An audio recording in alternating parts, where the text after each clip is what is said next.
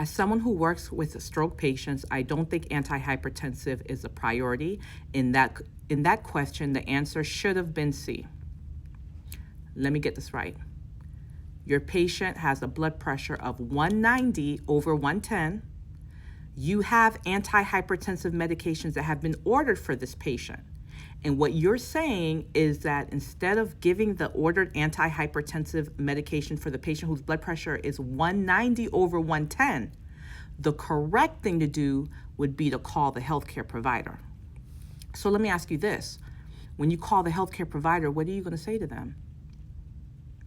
What are you going to say? Because the patient's blood pressure is dangerously high. You're saying that it's not antihypertensive. But that's very high, right? We're worried about that patient going into hypertensive crisis. So we're going to call the healthcare provider to say what? Because what we're really calling the healthcare provider to say, hey, this patient's blood pressure is extremely high, and I know you ordered antihypertensive medications, but I decided to call you instead. That makes absolutely no sense. You're wasting time and possibly allowing your patient to, right? At 190 over 110, your only goal is to get that blood pressure down. Now, you would call the healthcare provider if you didn't already have the means to do something to help your patient. You already have the order to give the antihypertensive medication. Why are you calling the healthcare provider? And I'm not trying to be mean. I promise you I'm not. I'm talking to you and everybody else that's watching this video. I'm talking to you like this because I know many of you, when you're sitting down to take your exams, many of you guys work in the healthcare field.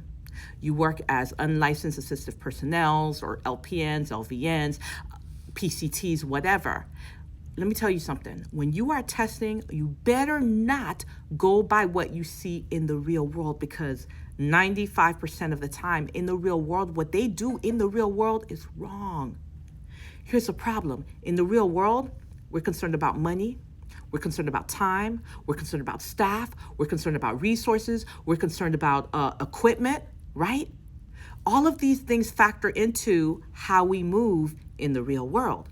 But in testing world, it's a perfect world. You have enough time, unless it's a medical emergency. You have enough time. You have enough resources. You have enough staff. You have enough equipment. You have enough resources to do whatever you need to do to save your patient's life.